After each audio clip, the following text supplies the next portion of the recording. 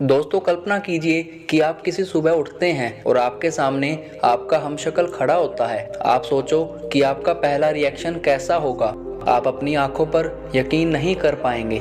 पर आप ये बात जान लीजिए कि ये बात ग्रेट साइंटिस्ट स्टीफन हॉकिंग ने कही थी। स्टीफन हॉकिंग ने इससे रिलेटेड एक थ्योरी भी दी थी जिसे मल्टीवर्स या पैरेलल यूनिवर्स के नाम से जाना जाता है। हॉकिंग का मानना था कि जिस तरह हमारा यूनिवर्स है, हमारे आसपास भी कई ऐसे ही यूनिवर्स मौजूद हैं जो बिल्कुल हमारी तरह ही हैं। इनके पास अपनी गैलेक्सीज, ब्लैक होल और शायद अपनी सिविलाइजेशन भी है। हॉकिंग ने अपनी बात बिग बैंग थ्योरी से समझाई थी। इसके अनुसार जिस तरह हमारा ब्रह्मांड बिग बैंग थ्योरी से बना था, ठीक उसी तरह हमारे यूनिवर्स के साथ दूसरे यूनिवर्स का निर्माण भी हुआ था। क्योंकि ये यूनिवर्स साथ में बने, इसलिए ये फिजिकली भी हमारे यूनिवर्स की तरह ही होंगे। जो वैज्ञानिक हॉकिंग की थ्योरी से एग्री करते हैं, उनका मानना है कि जिस तरह हमारे यूनिवर्स में धरती पर सिविलाइजेशन है, उसी तरह फिजिकली सेम होने के कारण हमारे पैरेलल यूनिवर्स में भी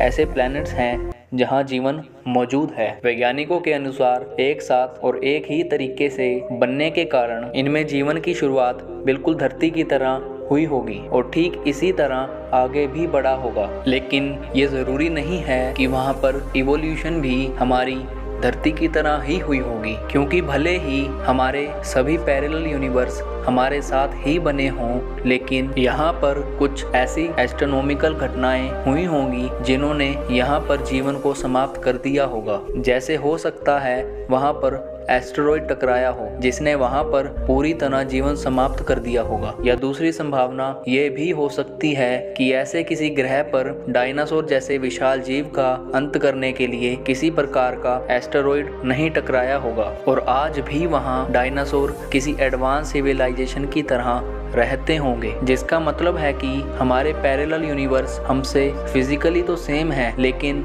वहाँ पर छोटे छोटे चेंजेस के कारण परिस्थितियाँ बहुत ज़्यादा अलग हो सकती हैं। पैरेलल यूनिवर्स को लेकर वैज्ञानिकों ने सिर्फ यही एक थ्योरी नहीं दी, बल्कि इसे समझने के लिए कई वैज्ञानिकों ने अपनी अलग अलग थ्योरीज दी। जैसे एक वैज्ञानिक हज एवरेट ने मल्टीवर्स की थ्योरी को समझाने के लिए क्वांटम मैकेनिक्स पर आधारित एक एक्सप्लेनेशन दिया। इस एक्सप्लेनेशन के मुताबिक हमारे आसपास घटने वाली हर घटना एक नए यूनिवर्स को जन्म देती है। आप इस तरह समझिए कि मान लीजिए कि आप इस यूनिवर्स में हमारा वीडियो देख रहे हैं और आपके पैरेलल यूनिवर्स में भी आपका हमशक्ल हमारी ही वीडियो देख रहा है, लेकिन आप इस वीडियो को यहीं पर बंद कर देते हो, लेकिन आपके पैरेलल यूनिवर्स वाला इंसान इस वीडियो को पूरा देखता है। अब यहाँ पर ये पॉसिबिलिटीज़ क्रिएट होती हैं कि आपको इस वीडियो के बारे में कुछ भी नहीं पता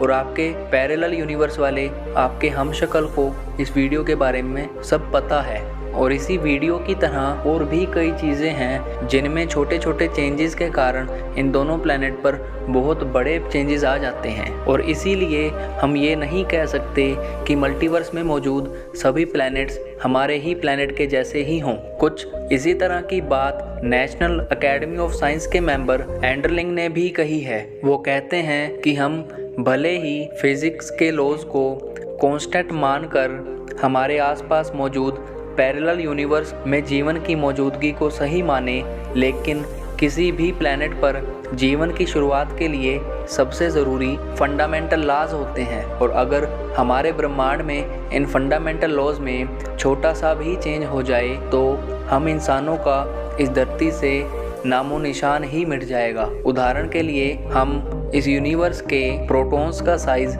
सिर्फ 0.002% बड़ा कर दें तो ये सब अनस्टेबल हो जाएंगे, जिससे सारे ब्रह्मांड में मौजूद एटम्स एक एक करके खत्म हो जाएंगे और हमारे ब्रह्मांड का नामो निशान ही मिट जाएगा। इसलिए किसी भी प्लैनेट पर जीवन होने के लिए इन फंडामेंटल पार्टिकल्स का कांस्टेंट होना बहुत ज़रूरी है। पर यह ज़रूरी नहीं है कि हमारे पैरेलल यूनिवर्स में सभी फंडामेंटल पार्टिकल्स एक ही साइज या सीक्वेंस के हैं। इससे हम ये तो नहीं कह सकते कि हमारे पैरेलल यूनिवर्स में जीवन मौजूद है, लेकिन हम इसे नकार भी नहीं सकते। और इसी के साथ दोस्तों मिलते हैं अगली वीडियो में, और वीडियो अच्छी लगी हो तो लाइक करें, शेयर करें और चैनल को सब्सक्राइब भी करें।